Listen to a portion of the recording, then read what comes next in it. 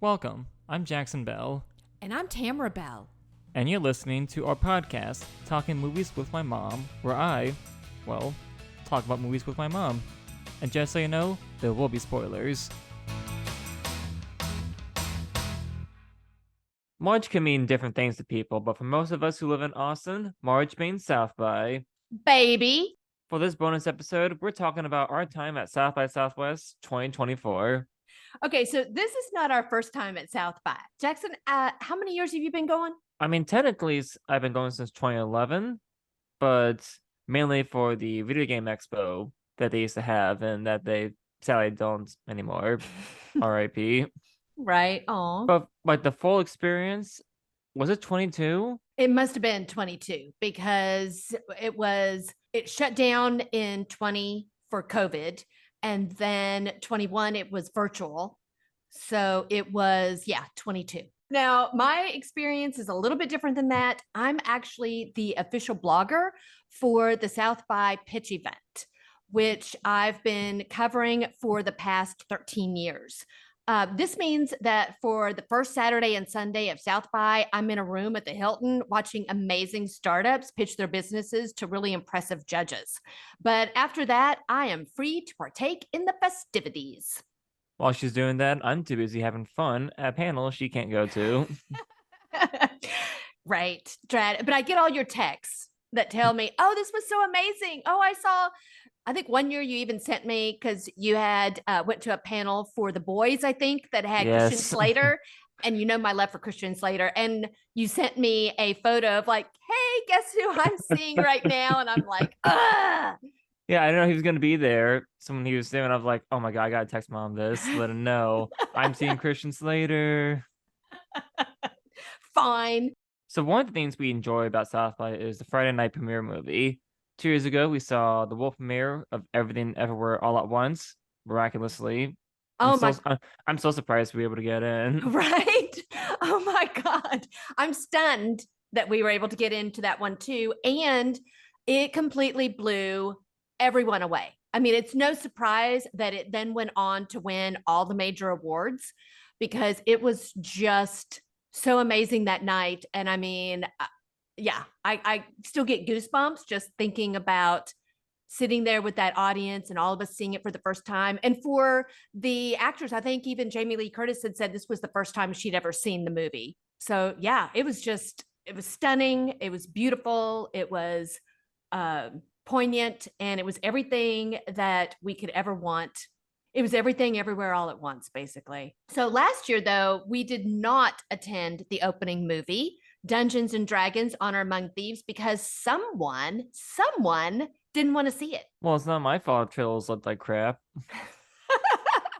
Of course, we later see it and we're like, oh, this is actually like a pretty decent movie. Right. Granted, also to be fair, my hype is mainly for Evil Dead Rise.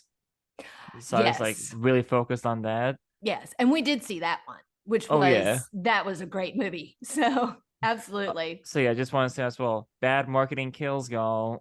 Right. But this year we did see the opening night movie, which was Roadhouse. Now, before we get started, most of the movies we saw have not been released as of this recording, so we're not going to spoil the endings. No. Roadhouse, though, is currently shown on Prime, so we may want to talk more about that ending. Right. So, but to give you basically the full South by Southwest experience, we have to start with the South by lines. Oh, yes, the lines, where you can meet a lot of really colorful people in those lines. Colorful, yes. So we were able to do the Express Pass for the Roadhouse. On the Express Pass line, we met this one woman who gave off stage mom vibes. Well, I would say it wasn't just vibes. I mean, this mom broke down her son's entire IMDb page. But, to his credit, he did actually have one. True. I mean, I don't have one. Right. So that was good. But that was an interesting, 45 minutes? Was it much of a conversation? It was basically her telling us everything about her son. And Jackson and I just kind of going, that's really interesting. Oh, how cool is that? That's great. Oh, that's good for him. So, in all honesty, I like to think of South by Lines. They are like a box of chocolates, to quote another movie. You don't know what you're going to get. So we do get into the movie, and right before it starts, Jackson, you turned to me and said, I have zero expectations for this movie. I'm like, well, oh it's my true. God. And I'm like, well, okay, that's one way to avoid disappointment if you're going in with zero expectations. Well, because it's a remake of a goofy 80s movie. And it's like, okay, did we really need this? Okay, it's got Jake Gyllenhaal, which I like. Oh, sorry, Gyllenhaal. It's just like, I like him, but this is really necessary, whatever. So it's like, yeah, we're going to see this. And also, you know what? If I have zero expectations for something, that means I won't be disappointed. Exactly. Granted, that didn't work with Rise of Skywalker, but why not for this one? You can hold out hope, right? That your zero expectations will not disappoint you.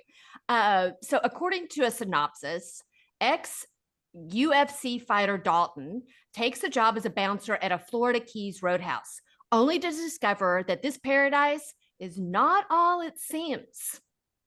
And I have to say that there were like 3 pearls of wisdom from this movie. One was nobody wins a fight. I thought, okay, well, that's an interesting little tidbit right there. Thank you for that. Another one was shit happens.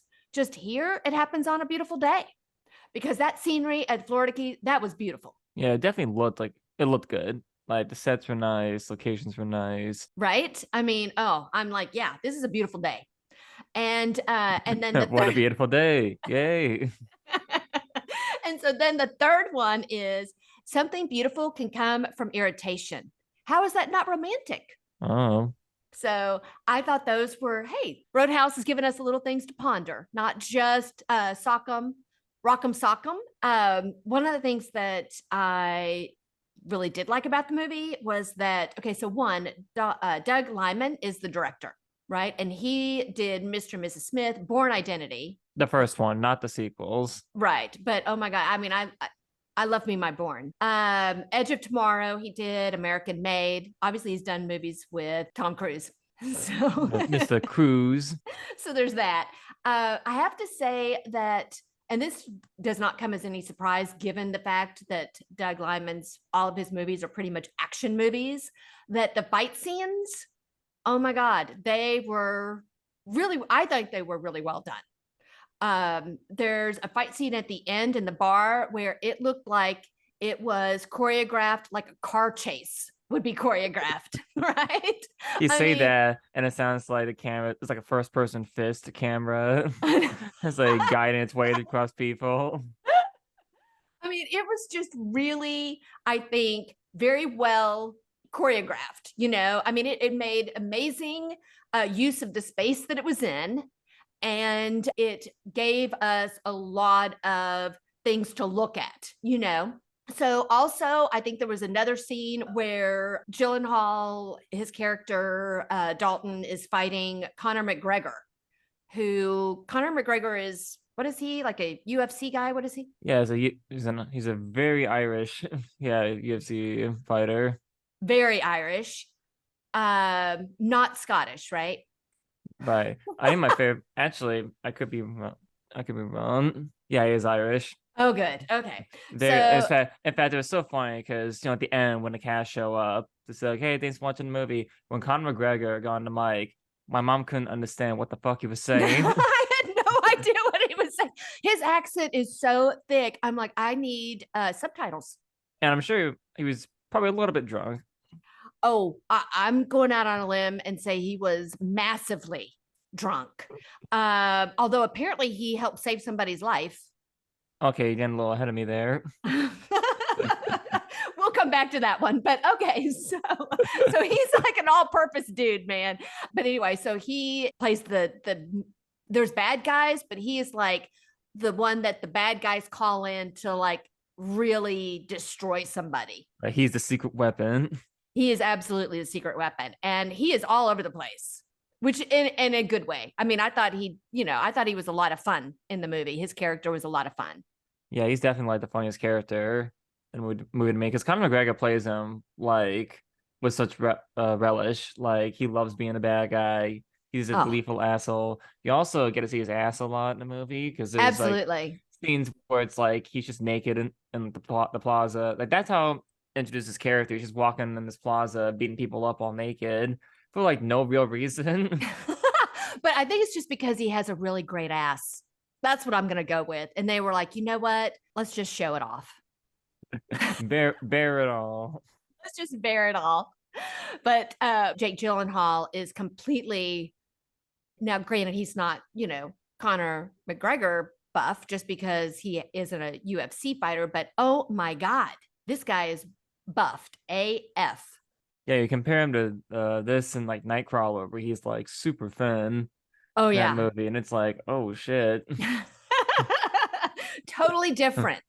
So And if you like your Jake Gyllenhaal buffed, this is the movie for you. it's like a Gyllenhaal action figure. It's like here's the thin one, here's the buff one.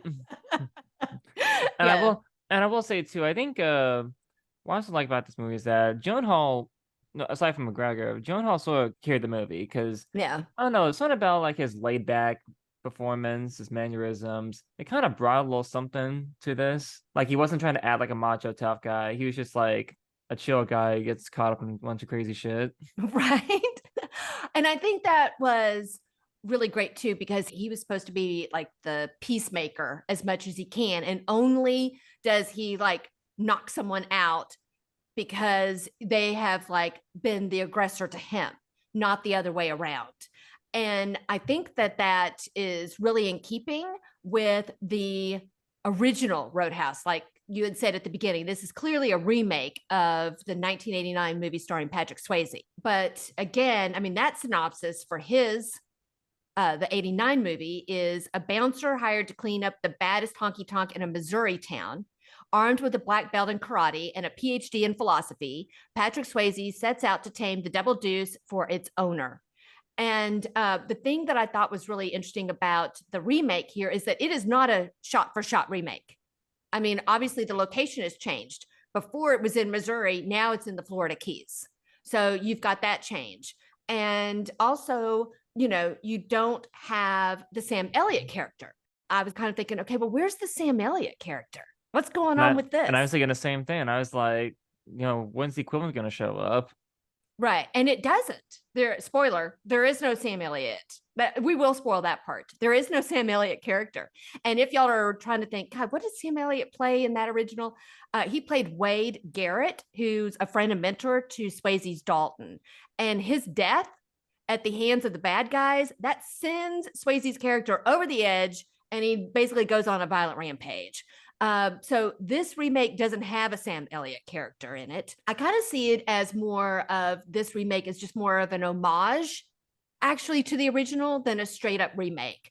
But yeah, it's more of a tribute, and even opens with a dedication to right. Patrick Swayze, at least the South by screen. I don't know if the actual movie does that.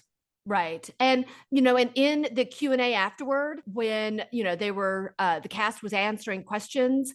Okay, first off, I'm going to say when Q&A started, the South by MC is like, hey, thanks for coming. Then she's like, oh, I know someone in the audience. Dax Shepard was there. And he literally gets on stage and handled the Q&A because apparently he's a big Roadhouse fan. Right. And I'm looking at Jackson going, who did she say this was? Who is this person just leaping up from the audience? They were just taking randos from the audience. No, not a rando. It was Dax Shepard. And it's like, oh my God. But yeah, so he's like asking all these questions, right? And he was asking Gyllenhaal about, what it was like kind of taking over from Swayze. And Gyllenhaal was just like, he had nothing but love for Patrick Swayze. And so I thought that was really very sweet because, I think we all have a lot of love for Patrick Swayze. We sure do. And I was even thinking a few nights ago, because I saw a music video for Time of My Life from Dirty Dancing. I was thinking, I came to the conclusion that Patrick Swayze really was one of the best leading actors of all time because he could appeal to anybody. He could appeal to the guys because he was all macho and cool, but he can appeal to the women, the female audience, because not only was he good looking, he was a hunk, but he also wasn't afraid to lean into like his feminine side. Oh no, absolutely. And I was reading somewhere where when they were filming the original Roadhouse, right, that a lot of times they had to stop because Swayze had so many fans around when they were filming that they had to like stop filming and try to get rid of some of them. Excuse me, you need to like walk away. Shoo, get out of here, get out of here. Because all these women were flocked around looking at him. Apparently, one woman, she'd gotten a role as an extra as one of the waitresses in the bar. And she was, during one scene, looking at Patrick Swayze so much as she was walking, she trips over and drops like whatever alcohol it was onto another extra. Just doused them in alcohol because she was too busy looking at Patrick Swayze and didn't notice where she was walking, which I could totally see. I would have been that way too. Absolutely. This movie is trying to be very careful not to step on toes. Oh yeah. So Doug Lyman, the director, as you mentioned earlier, he actually threatened to boycott the South by premiere because, well, Amazon Prime, they're handling distribution. Prime were like, we're gonna show this on streaming, and Lyman's like, this is a theatrical movie. I'm not gonna show up if you don't make it theatrical. I get where he's coming from because that is like the experience now, theatrical releases. But honestly, this does feel more like a streaming movie. Like it's not doing anything like super new. Like, we like the fight scenes, but they're not like John Wick levels of like right, insanely choreographed and really practiced. Right. Not that, but to me, this was like a fine, nice, solid 7 out of 10. Okay, so it's like it's a comfy movie to watch on streaming. Okay, so it met your 0 expectations. It raised them a bit. Again, it's not a perfect movie. In fact, apparently, according to a coworker of mine, some of the South by staff are kind of making fun of the movie. Like some of the volunteers are making fun of it. But I think that it is worth a watch, though, I think. And lastly, when we're like walking out of the movie, we got this random thing the MC was saying, like, hey, we need an ambulance, call an ambulance, someone's passed out. And it's just like, right? I mean, that's the first time I've ever had any experience like that at South by, where somebody is like, oh my God, I mean, we have to get an ambulance because somebody's been, we don't know what had happened to that person.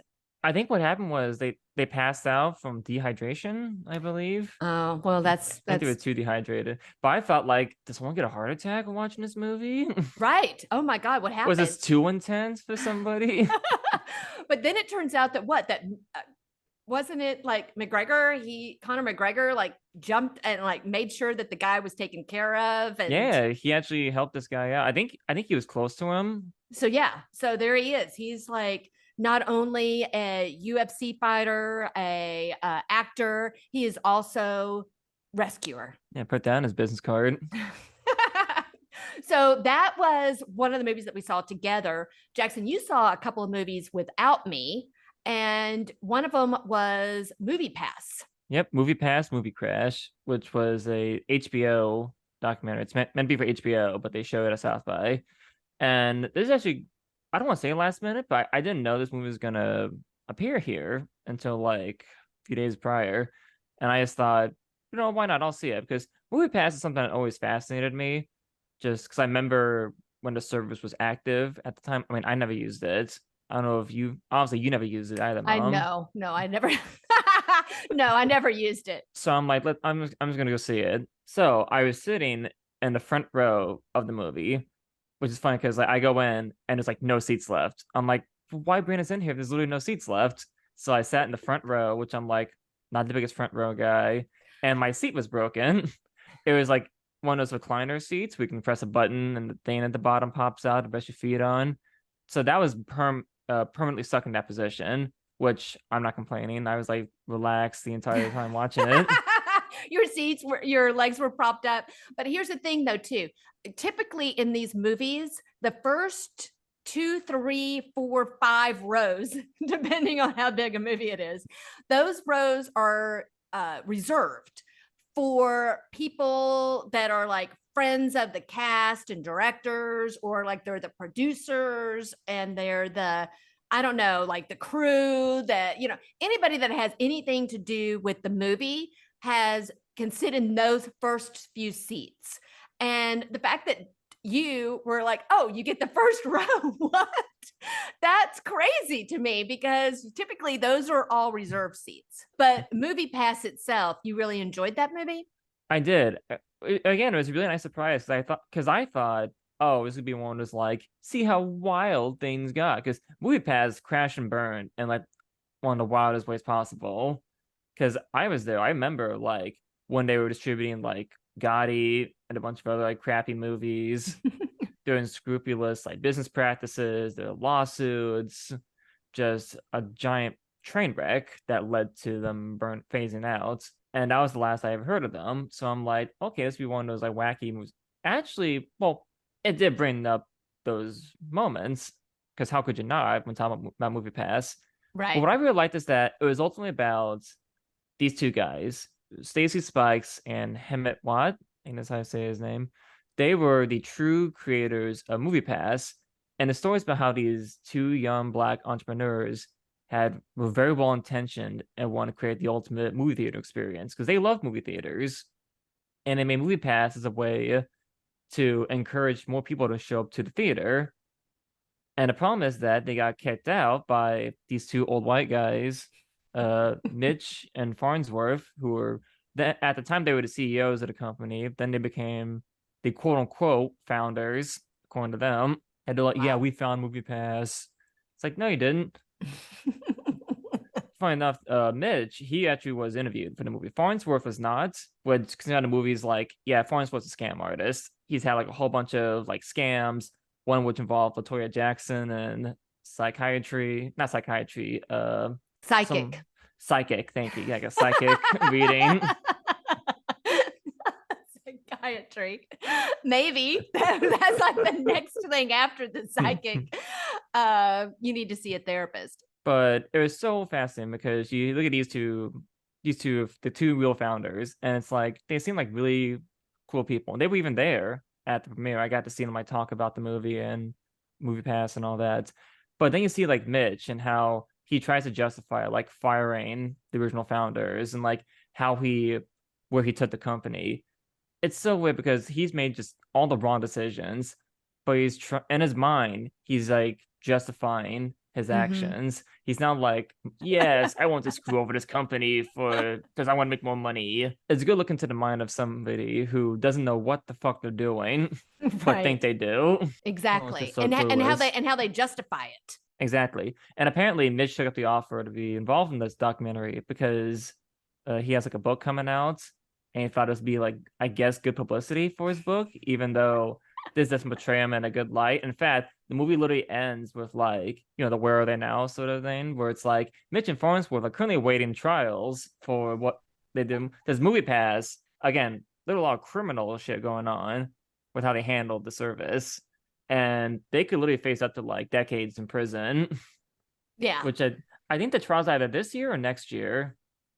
So obviously we had said earlier that we weren't going to spoil the endings, but since this is real life, I was going to say, since this is based on, I mean, something that actually happened, that you can like spoil it because people will probably already know how it ends.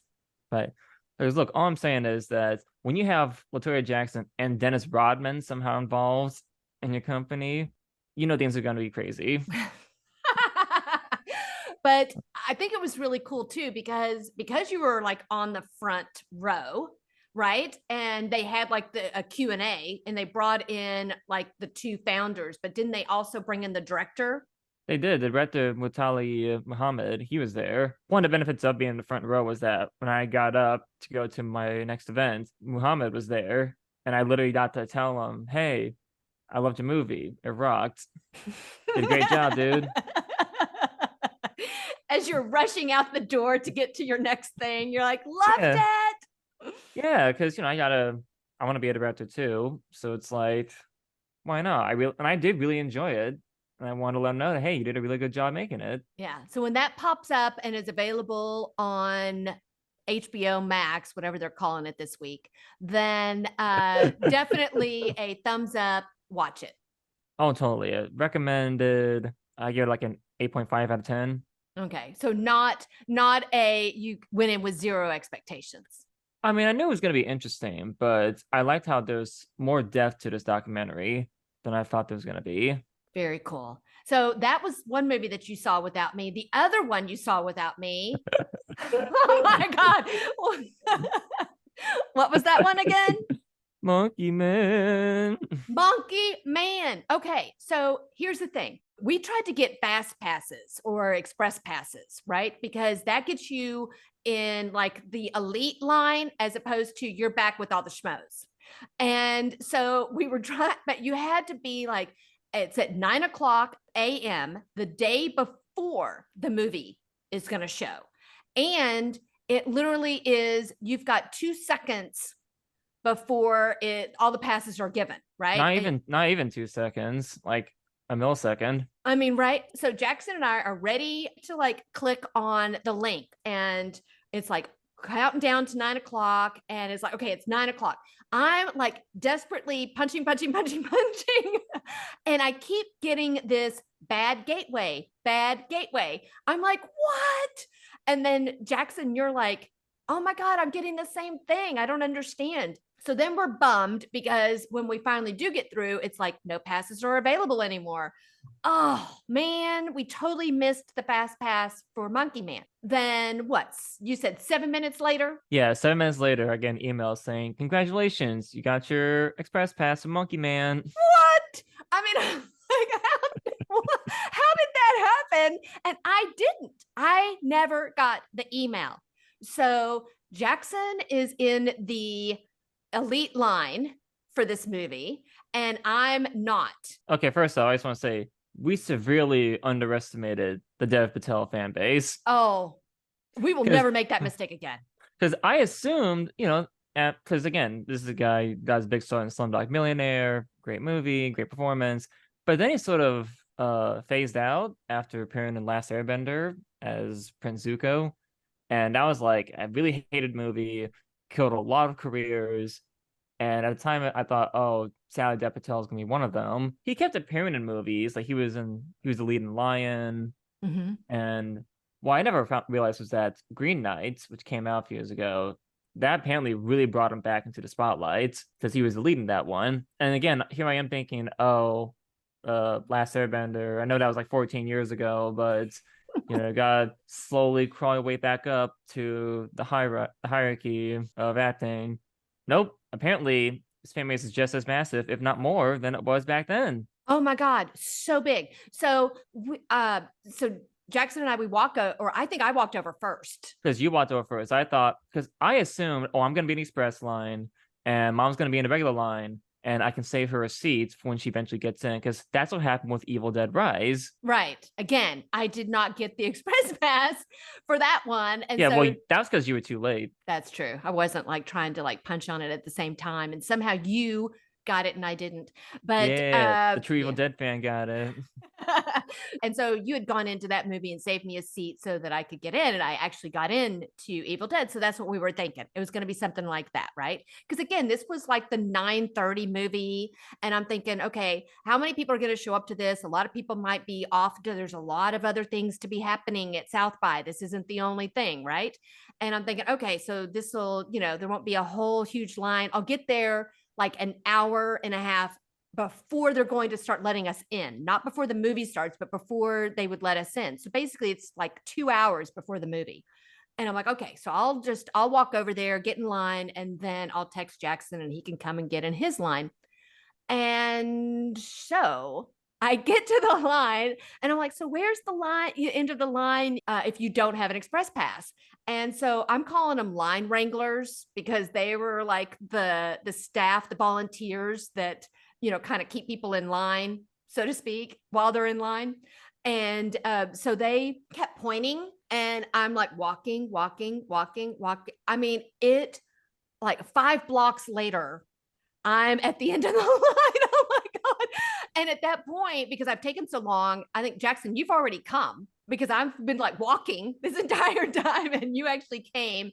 and we're in line, and I had to basically text you. There were some guys behind me that asked one of the line wranglers there. It was like, hey, has anybody ever made it into the movie from this far back? And the guy's like, well, because the line wranglers hate to tell you that there's just no way possible. They don't want to crush your little spirits in being able to get into a movie, but pretty much there's no way in hell you're getting into it if you're 5 blocks away. So the movie theater is not that big.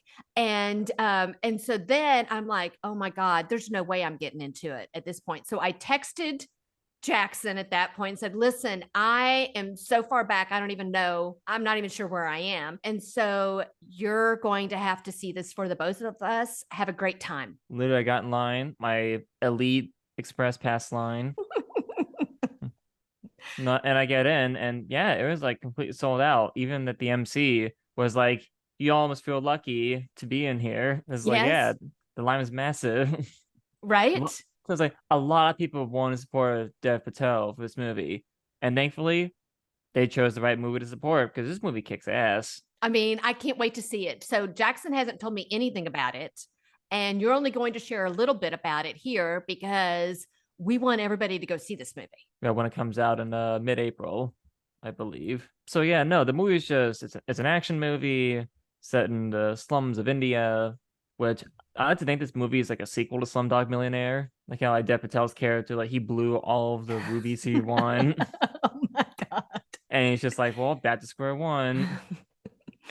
Because Dev Patel, he is the monkey man. He becomes like a fighter because he wants revenge on this police captain, this chief of police who destroyed his village and murdered his mom. Ooh. As when he was a kid. And Patel has been playing all these years for revenge. He's been taking up like fighting brains led by Sharlto Copley, where he like purposely loses fights for money because people bet against him. But his attempt at revenge, and again, this is all in the first act, his attempt at revenge against the police chief fails, and he sort of has to claw his way back up to get his proper revenge. There's also this, I guess, cult going around led by this like insidious guru who's like on TV. Because like as soon as he pops up on TV for like an interview, you know something's up. It's like, oh, this guy's probably the bad guy. But yeah, no, the movie is just solid. The action's great. Grant does not. I mean, there is action at first, but it's only near the end after Dev Patel does this like Rocky montage where it gets to like John Wick levels of like, holy shit, like brutal, hardcore action. And they even name dropped John Wick in the movie. But honestly, what was so cool about seeing the movie in the theater, it wasn't just the crowd reactions, which there were a lot of people going like, we love you, Dev. There's like one guy who kept saying that. Like Dev during Patel, the movie? when he's like, he punches somebody, we love you, Dev. Oh my God. So yeah, so the crowd was really into it, which is they were great. really into it. And it was so cool hearing Dev Patel talk about this movie because this was very much a passion project and not in the negative way. This is like a very positive project for him because he had his idea in his head for a long time. And apparently he was in the movie Chappie, which I had no clue he was in that movie. But he was pitching the idea to Sharlto Copley and Neil Blomkamp, the director, how he's like, can you direct my movie? And Neil's like, you know what? How about you direct your movie? Because you have a very good vision of what you want to do for this movie. And filming began in India, unfortunately, at the very start of COVID. So they had to shoot during COVID. And it was like really hectic, very chaotic. And the movie was going to be a streaming movie. I think Netflix was going to stream the movie. But it wasn't until Jordan Peele came in and gave the movie more money through his production company, Monkey Paw, and that netted a theatrical release from Universal, who are very close to Monkey Paw. And it was just so cool that this movie finally got made. That actually was really well done. It wasn't just like some shittily made vanity project where he gets to play the cool, tough guy.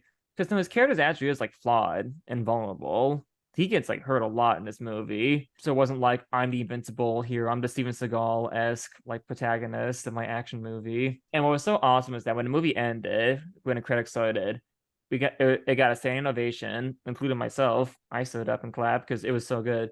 People clapping for like 2 minutes, almost 5. Oh my And God. Patel, you can tell he was like tearing up. Okay, during because he came out on stage because Right. the cast, as many of the cast and like directors and that sort of thing, come out on stage after the film has shown, right? And so he comes out on stage, and y'all are still clapping, right? Y'all are still in a standing Yes. ovation. Yes. And he has to like turn away to like, hide his wipe away his tears and all that. And it's just like Oh, it was so heartwarming. So yeah, that was Monkey Man. I could go into more detail, but again, I don't want to say anything because the movie's not out yet. yeah, and So don't spoil it for me. exactly. So yeah, y'all go see it, please. Really recommend it. I gave it a 9 out of 10. And I will say though too, it's interesting seeing like film festival movies because you do kind of wonder, did I really like this movie? Did I really like it because I got the opportunity to see it, the once in a lifetime chance to see it, before anyone else in a big crowd with the people involved in here. So I wouldn't mind seeing Monkey Man again when it comes out with you, so it Good. can be like, do I still enjoy this movie? Because I remember with Everything Everywhere, I was like, I love this movie a whole bunch, but do I actually really love this movie? Or am I saying that because we were like the 1% people who got in? Right, right. And of course, it was like, no, we really did love this movie. So I didn't get to see this movie that my mom's going to talk about because I was at work. What was that Yes. movie, Mom? Okay, so I saw Civil War by myself. And again, I didn't get the fast pass. Oh my God. I'm not very good at getting these Believe fast me, I passes. tried. And Jackson, I actually handed him my phone to try to get the fast pass for me this time because he obviously has a magic touch, but even he couldn't get in to get the fast pass fast enough to get that one. So I didn't get it. So I did have to wait in line for like a total of like 4 hours. But you know what? Totally worth it because again, I don't want to give too much away in this movie because I do think that people should see it. As the director, Alex Garland, said, both after the showing and then there was also a panel the next day. He said, I wanted this to be a conversation with the audience, not a lecture. And according to one synopsis, Civil War is a journey across a dystopian future America, following a team of military embedded journalists as they race against time to reach DC before rebel factions descend upon the White House. So this movie starts with Kirsten Dunst, who plays Lee. Lee is a veteran photojournalist who is used to covering war zones in other countries, right? But now she's covering the Civil War in America. And I went into this movie pretty blind. I only knew the name of the movie. I knew it was Civil War, and I knew that Kirsten Dunst and Jesse Plemons were in it. I hadn't seen a trailer. I hadn't read anything about it. So I didn't know anything more than that, right? Did you have any idea? Had you seen trailers for it? Well, I had to watch the trailer like a billion times at work, so I knew what it was about. Okay. Okay. But I had no idea. And so it surprised me, honestly, that it turned out to be more of a road movie, right? And it definitely took the audience on a ride because for many parts of it, I was sitting on the edge of my seat. And not just because I was sitting behind a big head and had to bob and weave to see more of the screen. That tall person in front of me. So, but the movie starts with, again, Kirsten Dunst's character Lee and her partner Joel, who's played by Wagner Moura, a Brazilian actor. They are covering the firefight between the two sides in New York City. There's a young woman, Jessie, who's played by Kaylee Spaney, who wants to be a photojournalist. And she's there taking photos. And basically, Lee has to save her from being blown up when a bomb goes off. Later that night, all the journalists are hanging out at the hotel, as they do. And Lee and Joel and Sammy is played by Stephen McKinley Henderson. And Sammy is sort of like the veteran, old, gruff, like newspaper man, right? He's He's been like around the block a few times, he's kind of like J. thing. Jonah Jameson. Right? Yeah. Yeah, except he's not the editor and he doesn't seem to be like a total asshole. So there's that. But he seems like a really nice guy. They decide to travel to DC because Joel's heard that rebels are going to take the president, who's Nick Offerman, hostage or kill him. And Joel wants to be there to interview him before all that happens. So Jesse overhears them and she wants to tag along. And Joel says, fine. And Lee's like, what the hell? And the next thing we know, they're all in the SUV with press spelled out on the side of it, and they're barreling down the road. So we think it's going to be told from Jesse's point of view, right? Because she's the young gun trying to prove herself to these veterans, and especially Lee, who's her idol. But that's not what happens. This is very much a Lee story. We see other perspectives, of course, right? Because it's a movie. So movies are going to show you other perspectives. But it's really through Lee's eyes that we see the story unfold. One thing I thought was really amazing was the sound. That's why I would really highly recommend you see it in a theater, because specifically when Lee is shooting, shooting photos, of course, in the middle of all these explosions, right? All this, things going on, bullets flying, explosions. When she's taking the photo, the explosion sounds, they kind of drop out. Like we don't hear them anymore. And all we hear is the clicking noise from the shutter of the camera. And that doesn't just happen once, it happens throughout the movie.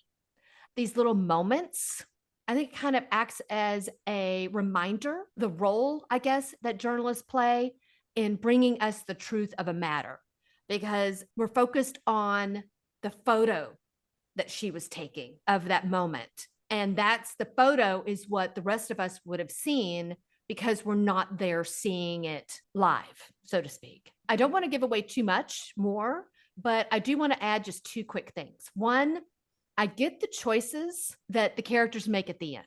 Now, I'm certainly not going to tell you what those are because that would spoil the entire movie, but I do get them. I get those choices, but understanding those choices doesn't make the ending any less than a gut punch. And secondly, I love Jesse Plemons. I just love him. I don't want to say too much because I don't really want to give away his role in the movie.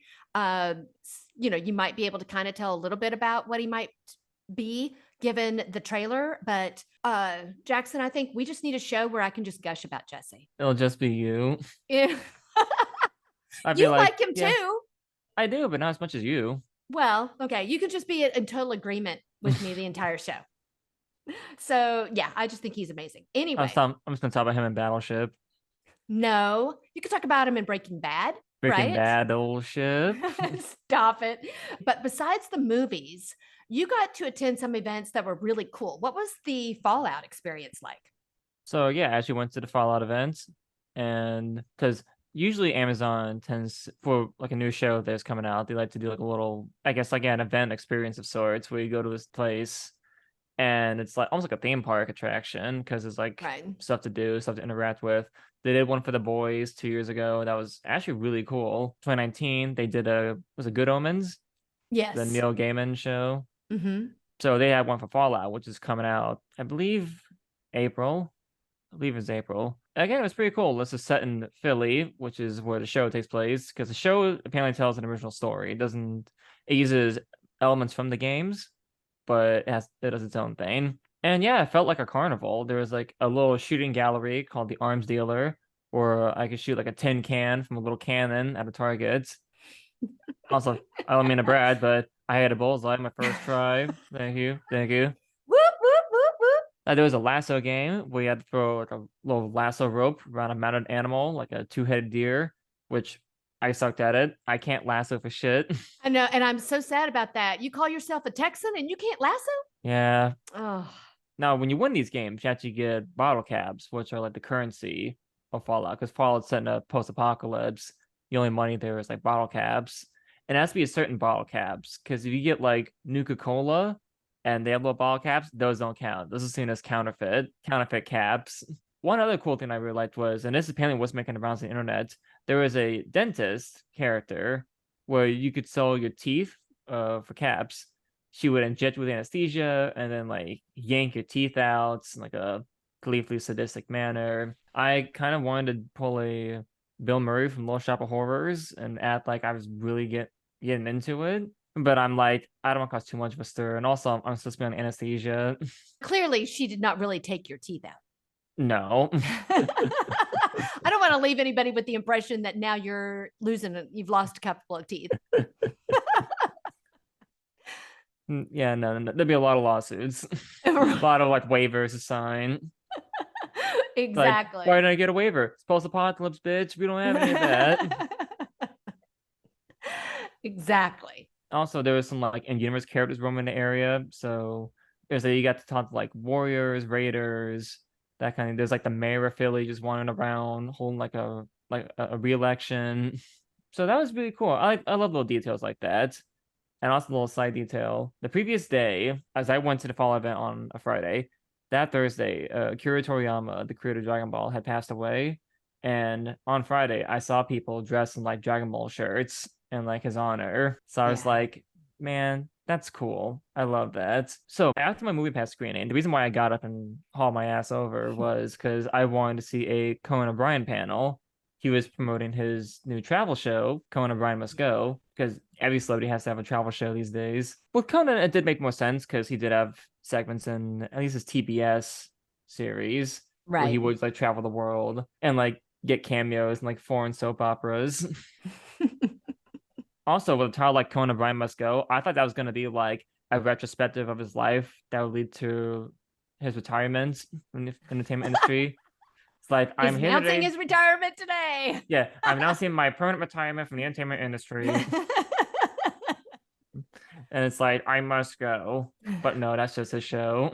But yeah, no, I will say though, the show looks pretty funny. Like again, like I think Cohen's such a really funny guy. I think he's honestly one of like the best talk show hosts of all time. He just feels like a very humble guy. Like behind this like persona, he likes to portray himself as like a total jerk Right. to like everybody. He seems like a very humble guy who's like he's proud of his accomplishments. He's very relaxed, very chill. He's not a complete braggart. We got to see clips of his show that are also just really funny. He talks about making the show and how like it's all improv based and sometimes things work out, sometimes things don't. The comedy gods are oftentimes in your favor, oftentimes are not in your favor. It really is just like breaking down comedy to just luck. Well, cool. So then I went to see Doug Loves Movies. I've always wanted to go to one of his showings, and thankfully I was able to. And it was fun. The episode is online.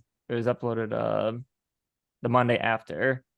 Can we put a link to that in our show notes? Oh, sure we can. Okay. I've always wanted to go to these because I like Doug Benson. I think he's a pretty funny guy. I first knew him when he was a frequent guest on the show at midnight. It was fun because I'd never heard his podcast up until now. But I was like, I want to go see him. I want to go see him. So yeah, it was really cool getting to see him talk about movies with a bunch of people, have a little game show near the end, which I got one of the answers right before anyone else could. Nice. I don't know if this means I'm a huge movie nerd or whatever. No, it just means that you're incredibly knowledgeable in movies. I'm incredibly knowledgeable in Jean-Claude Van Damme movies. Gotcha. So yeah, that was really fun. Oh yeah, and lastly, I got to see the X-Men panel. There's an X-Men comics panel talking about like what Marvel has in store for the X-Men comics. What I didn't know was so Gail Simone was there. Gail Simone's a big comic book writer. She's written for like both Marvel and DC. She's written like Red Sonja comics. I got into her work thanks to the comic Clean Broom, which was recommended to me by a friend of mine. And it's funny, as part of that comic takes place in Austin, which I didn't know about, and my friend didn't know about either. So I'm just like, oh, cool. There's like a bit in Austin that looked like Austin. It wasn't just like generic city, Austin, Texas. Right. Right. It's like, oh, you and your artist did your research, Gail. Cool. I actually got to take a picture with Gail Simone after the panel, which once again, I didn't smile. I can't smile for shit. My natural smile when I'm not trying looks like I'm frowning. Well, and it's so funny because every photo you take with a celebrity, the same thing happened when you were at Austin Film Festival and saw Lena Headey, right? Right. So, I was like, I'm here with Sarah Connor, Mama from the Dread movie, Cersei, if I don't watch Game of Thrones. But I'm just like, I'm with her and I try to smile and I just can't smile. Well, I can, but I need to like really force myself to smile. Or I think they take the photo before you can smile. Right. And that's what happened with the Gail Simone one. Because I'm like, wait a minute, I'm not exactly smiling. So when I realized it and actually smiled, it was too late. They already took the photo. So I look like I don't want to be there. I look so sad, even though it's like, no, I'm smiling. Seriously. I'm with Gail. Are you kidding me? I'm happy. But yeah, those are all my little solo panels. And because we saw 2 panels together that we absolutely loved. One was Matthew Lillard. Yes. Oh my God. Okay. So he says, this is what he says. He's most famous for being Freddie Prinze Jr.'s best friend for 10 years. Okay. They were in movies like She's All That and like all the Scooby-Doos. Okay. Where Matthew Lillard played Shaggy, but he's probably most known for Stu in Scream. Yes, the first Scream movie. Yes. And so according to his Wikipedia, okay, because this is the reason that he was there. According to his Wikipedia, Lillard was one of the co-founders of Beadle and Grimm's, a company that publishes licensed expanded products, usually of a limited edition, from Wizards of the Coast games, including Dungeons and Dragons and Magic the Gathering. Okay, that sounds really boring. No offense to whoever wrote that passage in his Wikipedia page, but that's a snoozer. And compared to how he talked, that is absolutely just a 180-degree turn for that, right? So the founders that he co-founded Beatles and Grimm's with, those are his besties who they have all played D&D together for like decades, right? And they create these D&D boxes that expand the gameplay. He is very passionate, very passionate about gaming. He also co-owns another company that sells whiskey. Again, I think it's like whiskey in a box. He's very interested in boxes, okay? And like sending people boxes.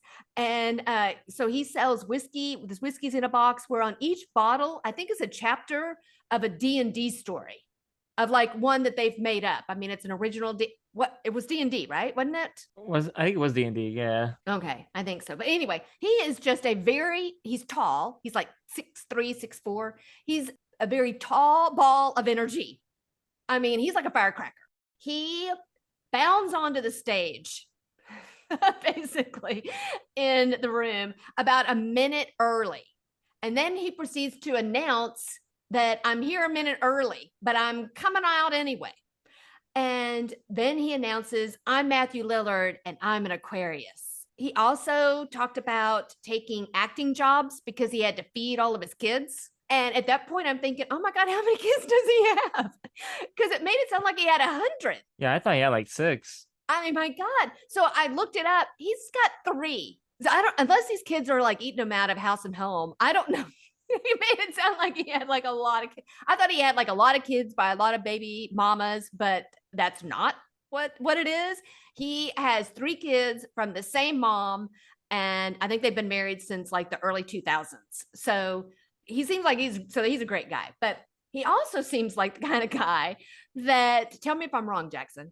He seems like the kind of guy that you could start the day with him, right? And y'all are chilling in LA, and you end up face down on a table, clutching an empty bottle of tequila in a dive bar in Juarez, and you have no idea how you got there, right? I mean, I think that he absolutely comes across as that kind of guy that's just like, from one minute he's chilling, the next minute we are like dancing on tabletops and drunk, and we don't know how we even got there. Yeah, I'd say so.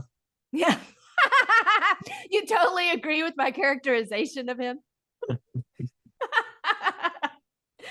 So there were Q&As afterward. 2 people that went up to the mic were mom and daughter. And the daughter was a little nervous, right? But she asks him if he'll do the Shaggy voice. And he did. And he did. Shoot.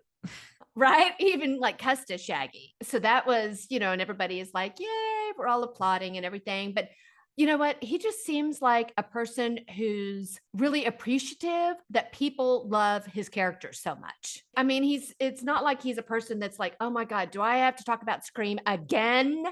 It's only the first one, people. Leave me alone. Right. Why do I have to keep talking about this movie? He just was so sweet to people that came up and really wanted to talk about these movies that he's been in. And I mean, even like what's his latest movie? It's Freddy. Five Nights at Freddy's. Thank you. Five Nights at Freddy's. Yeah, my mom couldn't get it right. I think she was trying to say Freddy got fingered. or House of Freddy's. House of Freddy's. I don't know. I couldn't remember what it was exactly, but yes. Okay. Five Nights at Freddy's. So he plays one of the characters in that. Right, he plays the bad guy. He plays the bad guy. That's right. So people had some questions about that movie too. And even though he was, basically there to talk about his business and being an entrepreneur and what that's like, he gladly answered people's questions about him and the movies. And I just thought that was really great of him. I mean, he just seems like a really cool guy to hang out with, basically. Yeah, and I can't believe Scooby-Doo, the first Scooby movie, killed his career for a bit. Right? Because, I mean, it wasn't that bad of a movie. And I did like his performance as Shaggy. I feel like out of everybody, he was like the best cast. Oh, yeah. No, he nailed Shaggy. Well, you know what I mean. I mean, oh, yeah. Zoinks! I mean, oh, yeah. Oh, yeah. So that. Yeah.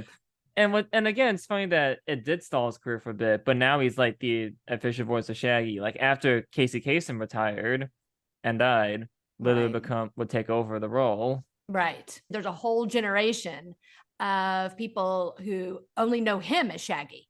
Right, like me. Like I didn't know him from Scream. I was way too young I wasn't even born yet when Scream happened. Right. In fact, it was funny because when Mom, when you first showed Scream to me and he turned to be the villain, I was like, Shaggy's the bad guy? Right. That's ironic.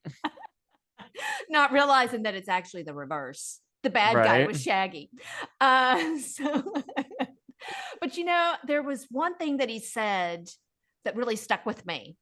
And I don't know, I'm not sure what the question was that got him to this answer, but he responded with lead with reckless abandonment and love. Again, I'm not really sure what the question, I didn't take away, but it was his response.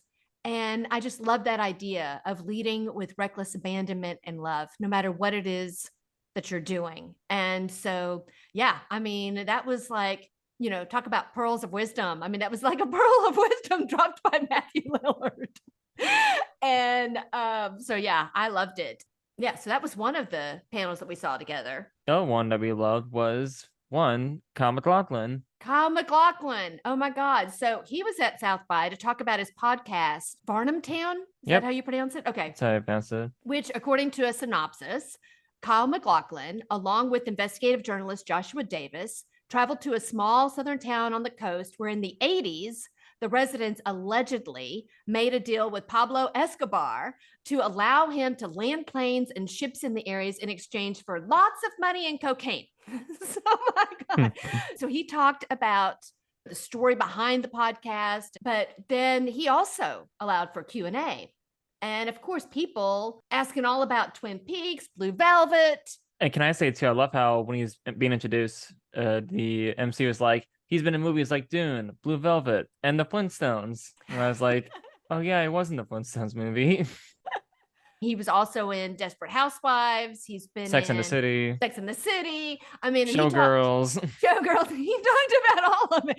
People had a lot of questions. And again, he easily could have said, you know what? I'm here to talk about the podcast. Why are you asking me questions? Right. Why are you asking me all these other questions? But he didn't. Just like Matthew Lillard. I mean, he really seemed to embrace the idea that people love what he's done in the movies and on TV. And he was more than happy to answer everybody's questions about that. And then when people went up, he asked them what their names were. I mean, if they didn't tell him, he's like, wait a minute, what's your name again? I mean, he really wanted to know who your name was. And he was basically, happy to answer all those questions. One in particular, a young woman came to the mic and she, again, was obvious. Everybody's nervous. This woman, she was, obviously a little bit nervous because she's going to like lay down some truths here for us. She told us the story of how Dune, because obviously he was in David Lynch's Dune from 1984. Yes. Way before the new ones. And how seeing Dune shifted her relationship with her dad, because it became the movie that allowed them that special bond. She said that she had lots of things in common with her mom. So that was never a problem, talking to her mom, right? Hanging out with her mom, doing things with her mom. But her dad suggested that they see Dune. And it wasn't until that moment when they saw that movie that she had something in common with her dad now. Seeing Dune, it's a sci-fi movie, and now sci-fi to this day remains their special thing, the thing that only they share. So needless to say, I'm crying. I'm crying at the end of that little bit. Because I'm like, what? Oh my God. I'm like crying. Everyone's crying. I think we're all kind of crying. I think Kyle MacLachlan is like almost crying. It was like really emotional. Again, it shows the power of film to unite family, just like we had talked about in our James Bond episode. And, how films are a part of people's bonds, but you could also just really see how it touched Kyle MacLachlan too. So yeah, I thought, that was just a great experience, I think. Yeah, it truly was. So, here's the thing about South by. Yes, it is totally crowded, and it's getting more crowded every year. And, yes, it can be overly commercial, but, it's those times when you are standing in line and someone walks by and asks, what are y'all standing in line for? And someone yells out, in this case, they yelled out Civil War. Then that person responds, well, I hope y'all have fun, before they're scooting down the sidewalk. It's the standing in line. It's the Q&As. It's all about the attendees. Everyone wants everyone else to have a really great time, right? People were asking, in lines and stuff, did you get to see Fallout? And, Jackson would be like, I did. So yeah, I was at a panel, and the mod of the panel was like, I'm going to see the Fallout event. I raised my hand. I was apparently the only one in that room who got to see it. And he called me a lucky bastard. Right. And, that's what makes, I think, the South by experience really worthwhile, is just to see the enthusiasm and joy from everyone else who's there. And on that note, thank you guys so much for listening to our 4th bonus episode. We hope you've enjoyed it, and be on the lookout because season 2 starts in early May. Until then, bye, y'all. Thanks for listening. If you enjoyed this episode and you'd like to help support the podcast, please share it with others, post about it on social media, or leave a rating and review. And as always, you can head over to talkingmovieswithmymom.com to sign up to our email list, as well as check out all the links and resources from today's episode in the show notes. Thanks again, and we'll see you next time.